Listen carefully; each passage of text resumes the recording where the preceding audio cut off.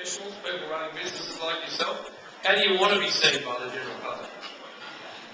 It's a tough topic, I suppose, to address, because on one side of the coin you're looking at trying to grow your business, trying to get a little bit bigger and a bit more professional and obviously make more money, etc., etc. But on the other hand, you're really looking to keep that personal touch, and it is one of the things, and it is one of the major problems, I suppose. And even as a small personal training business like ourselves, we've actually come across that now. We're close to about 650 people doing boot camp or personal training on a weekly basis. And I'll be honest, I probably don't know 40 or 50% of those people, and it's a very, very fine line between which way you go, because you've got to build a business so you can employ the staff and pay the wages and pay everything else that's required to run the business, but you've still got to maintain that personal touch. So it's a really, really tough focus to find the balance between both. So. Ron, yourself, having of course been, as I said, the lead ones that there's abstracts them along, and they don't want to. But admittedly, they're still taking action. They're not resisting that. The ones that often do, they come to us because they walk into the normal fitness centres. I'm going to call them normal ones because they've got the good-looking people there. And instead they'll have me on the front counter, and what will happen is they'll say, look, I just want to find out about your prices. And I always just assume they only ask that question because they don't know what else to ask. And that's just what they're used to. And we get the ones who are frightened of going other places. We get the ones who expect to see all the stereotypes that you see in media. You know, we get the ones who have a crack at it at home, who buy every Dow's Direct machine that's advertising television. Seems to be a real focus from outside, but then you look inside, and a lot of the gyms that I hear about and see don't have any contract structure at all.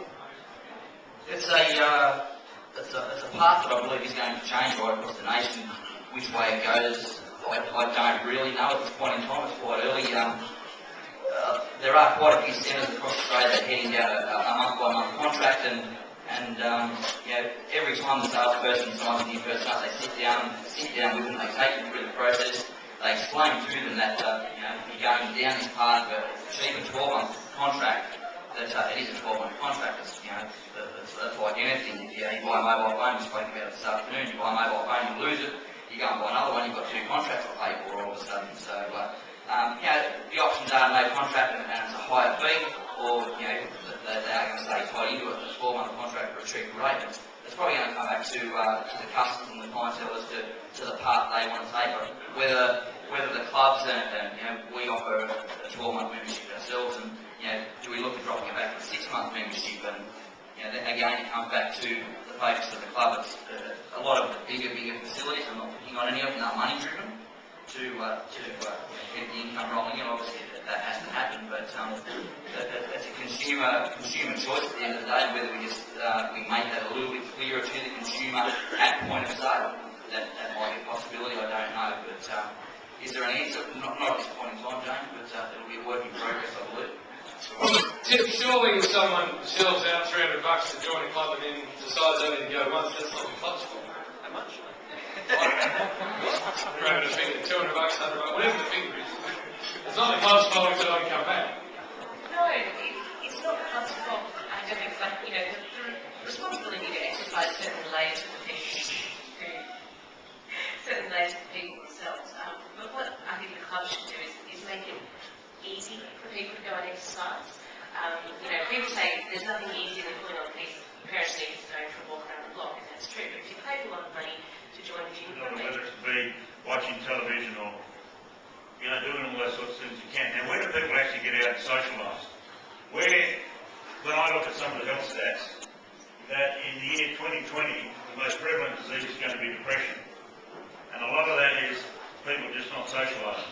A lot of people not having support structures. And certainly being able to go to fitness centres is something that I think can actually help our community a lot, because everyone, I'm sure, in this room knows a family member or a work colleague or somebody that's suffering. Topic slightly to the health of the nation. I think, Scotty, one of you said earlier that we're basically the fattest country in the world, which, having just spent a week in New York City, I find extraordinarily hard to believe, because I've never seen a fatter group of bastards.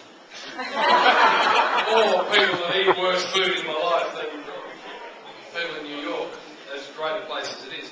But it is a big worry, and it's something that we need to address. Whose responsibility is that? Is that a parental thing? Is it a school thing? Is it people running gyms? Is it a government? Where do we start with this?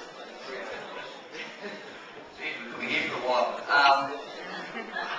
It's an interesting topic, and when I was kindly offered to come up on stage and sit this panel this evening, I actually posted a blog on my website during the week, looking for a bit of feedback from my community and my area in regards to who is to blame or who do we point the finger at, and not picking on anybody, and as it may sound, every single person that posted on the website said parents. So does it come back to the parents? Is it an individual responsibility?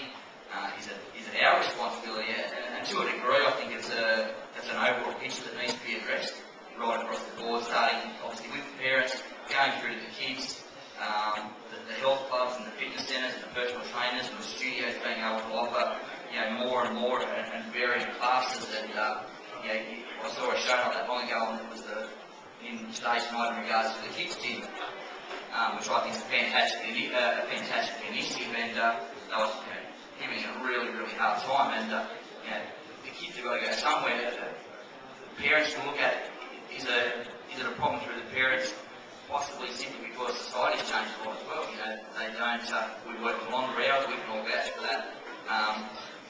Spending less and less time with our kids, and is it easy just to drive past the fast food shop on the way home and pick up a Big Mac meal on the way? Yes, it is. Is it the government's fault? I don't know that it's the government's fault. They offer some more support across the nation. I believe they do. In the ACC, with 68% of our community working within the public service, they had a government initiative for many, many years where they were offered a subsidy for joining a gym or going to a personal trainer or joining a studio or whatever it may be, and they knocked that on the head. Which it sounds like maybe not the right answer, but sometimes people need that little bit of relief, a little bit of assistance to get them over the line to go to the gym, or to get them in front of a trainer, and a remuneration benefit is sometimes all it takes. So looking for some support from the government, yes, definitely. But myself personally, I'm a new parent, and the second one on the way. I am a believer that it does have to come back to the parents to a certain extent, because that's where it's all going to start from day one. So, having said that, I too am a parent, but I'm also the son of a couple of parents, obviously. And Ron, in my day,